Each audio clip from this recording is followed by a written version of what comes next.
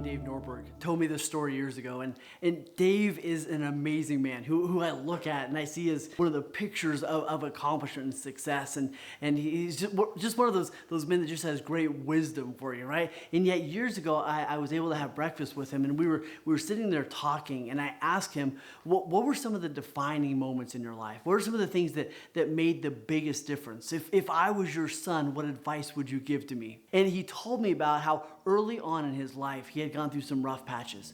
And there was one point where he was literally homeless, sleeping in his car. And it was freezing outside, and he had realized, holy cow, I'm sleeping in my car. I am homeless. In his perception, he had hit rock bottom. And I said, what did you do to get out of that? What was the one thing that made all the difference? And he said, I began to make decisions. Because what I realized was making decisions was incredibly hard for me. And yet I began to make, he goes, I really struggled with making some of the big decisions. So he goes, I started with making little ones. He goes, I realized that I had a decision muscle that I needed to start working. So if someone said, do you want to go here or do you want to go there? He would just make a decision. If he went somewhere to order a sandwich, he would just make a decision about what he wanted. He started with little decisions and began to work that decision muscle until the point where he could make bigger decisions with a certain sense of certainty around it.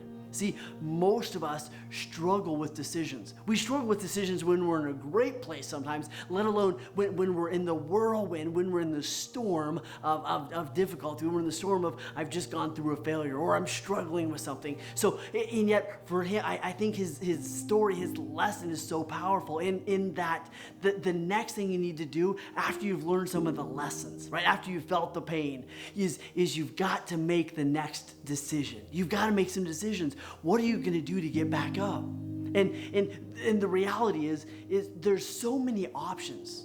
Sometimes it's very difficult for us to make decisions. I see this in the business world all the time. People say, what should I do? And they have so many options in front of them. And almost the more options you have, the harder it is to make a decision. Yet the next thing for you to do, the most powerful thing you can do when you're in the storm is make the next decision. And one of the most profound things that I heard from a coach one time is he told me, there's not always a right decision.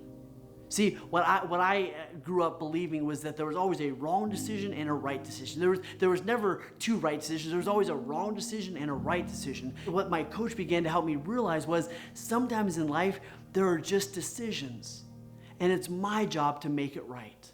He said, you make the decision, and then your job is to go make that decision right. There was a speaker one time who said, I always want to make a good decision. I always want to make a great decision, and yet I put way more energy and effort into making that decision right than getting stuck by not making the decision at all.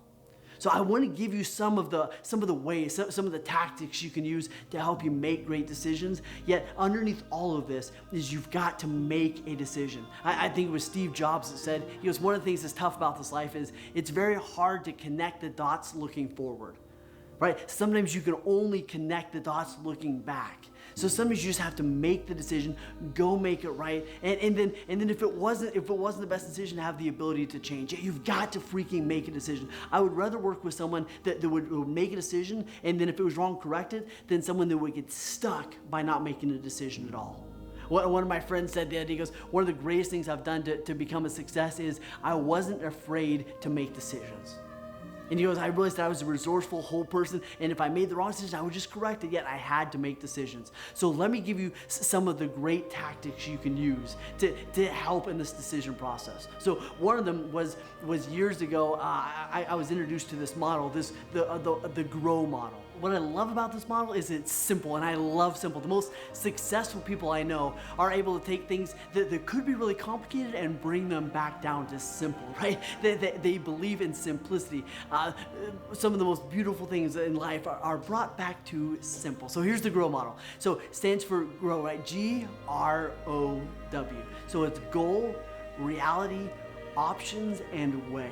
So the first thing you go is, what's my goal? right? What is my goal? So if I'm using this in the context of working with like a real estate agent, I'll say, what was your goal for contacts this week? And they go, my goal was to make, 80 great contacts this week. And I go, awesome. What was the reality? The reality was I made 40. Okay, so your goal was 80, you made 40.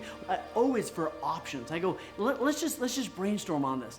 In order for you to hit 80 next week, first off, great job in doing the 40, and yet your goal is 80. So let's just brainstorm. What are some of the options? What are some of the ways that we could get to 80 next week? And let's just spitball these. Let's just throw them up against the wall, right? So they would go, well, I could do this, and I could do this, and I guess I could talk to people here. And they go through 5 or 6 different things that they could do, and I go, perfect. Those are wonderful. Now, what's the way? Which one of those 5 or 6 options are you going to choose to accomplish your goal next week? So the grow model can be really powerful. What's your goal? What's the reality? What are the options? And then which one do you choose? So that's just one of the great tactics you can use. Another one is really discover, and I would write down some of these tactics so you can choose which one you want to use in the future. Write down, what do you really want? You got to get clear on what you're really after and go, I want to get back on my feet. What does that look like? And why do you want that? Figure out what you're really after is an important piece of this. Figure out what you're really going for. The next step is maybe write down some of the fears so you know at least what you're up against. Another one that I love is pretend you're advising a friend. I use this all the time with my clients.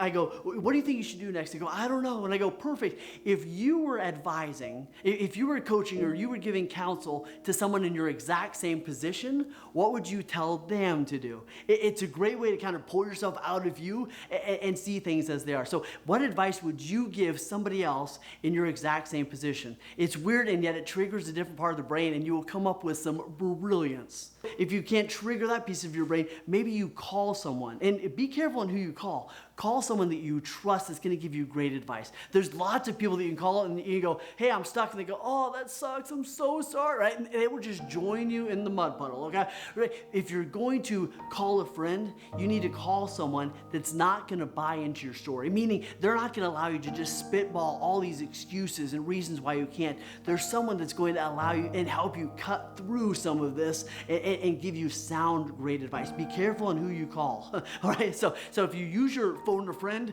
be careful on who that is. Another great thing that I've done, actually I mentioned earlier, was ask yourself, what would someone I look up to do in this situation? So I mentioned on step 5, sometimes I'll say, what would Richard Branson do in this situation? What would my father have done, would do in this situation?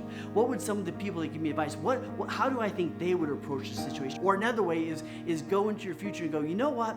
I wonder what me 20 years from now, what their advice for me now would be, right? Just another powerful way. These are just ways to trigger, right, the resourcefulness you have within you, ways to trigger the wisdom. See, you have way more brilliance in you than you probably know. You are a brilliant person, and maybe you need to go trigger some of that, okay? So let me give you a couple more tactics. For some of you that are detailed, right, for some of you that want to kind of see it all laid out, is get a spreadsheet, write out what are all the different options. Just lay them all out there, and then, as like Mom told us, make pros and cons, and ask yourself, how is each of these options affecting not only me, affecting the people around me, right? What's the outcome of some of these? Another one can be, go with your gut, trust who you really are. Now, if you're in the midst of the storm, you're going to struggle with that one, and yet oftentimes you know in your core what the next right decision is. You may have to come to terms with it, or you may have to wrestle with it a little bit, but you probably know on some level what the next right decision is that you need to make. This one was powerful for me, was reflect on past wins. When was the time in the past that I wrestled with something like this, made a decision, and it worked out? So go back and go, what has worked in the past that may work in the future, right? It's okay to be resourceful and go back to the past and grab some of that energy. Grab some of the things that have worked in the past and maybe pull them into the present. All right, the last 3 tactics are really important, so make sure you write these down. So the first one is self-reflect. Ask yourself, does each one of these options I've laid out, which one of them, right, do they line up with my values? Do they line up with my core beliefs? Are they in alignment with who I am and where I'm going? One of the things that you're going to choose to do is don't do something that would violate your core values, even if it's what you think may move you forward. You've got to make sure that whatever decision is you make next is in alignment with who you are and where you're going. What do you value? What's important to you? Don't get it twisted. resist it. Don't do something that's going to be in conflict with who you are or in conflict with where you're going. The second last one is just stop thinking about it. At some point, you've got to make a decision. And I'm not saying it's easy, yet you've got to make the decision. Give yourself maybe a time limit. By this point, I'm gonna freaking make a decision. And the last one is what we kind of talked about earlier. Release the belief that there's a perfect decision. Release the belief that there's just one magic decision out there that's gonna make it all better.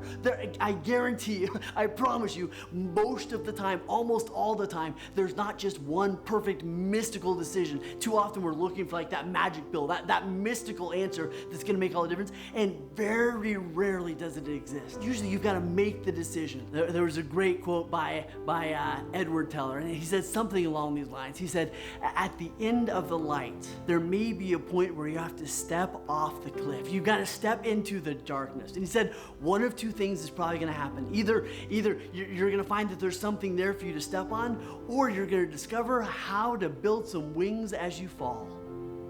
The reality is you've got to make a decision and allow yourself to just make that decision knowing that I can recover. If I need to deviate, if I need to adjust down the road, I can. Yet you've got to make the decision and release the belief that there's a perfect decision.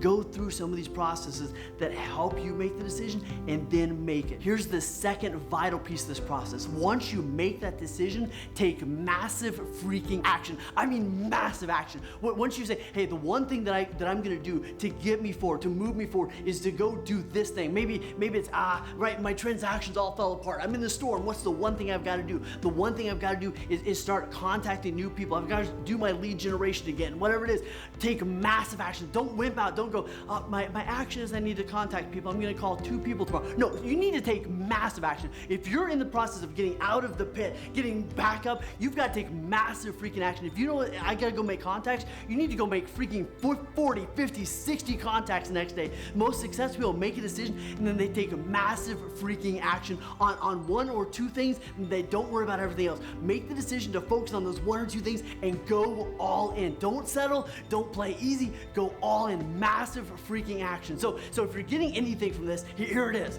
Sometimes you will not know what the next step is. And it's easy to connect everything looking back. It's hard to connect it looking forward.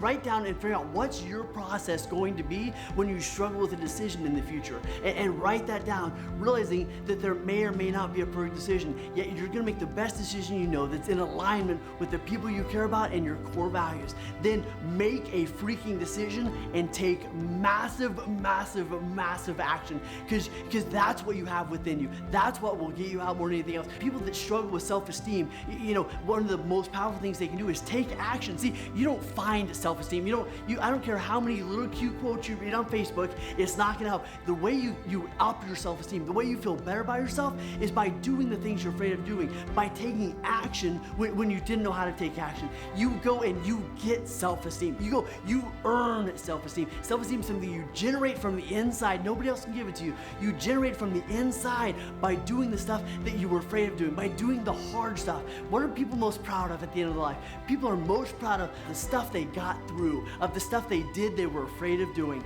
Take massive freaking action, and at the end of the day, be proud of the person you are that took massive freaking action. I love you, my friends. I will see you on step 7.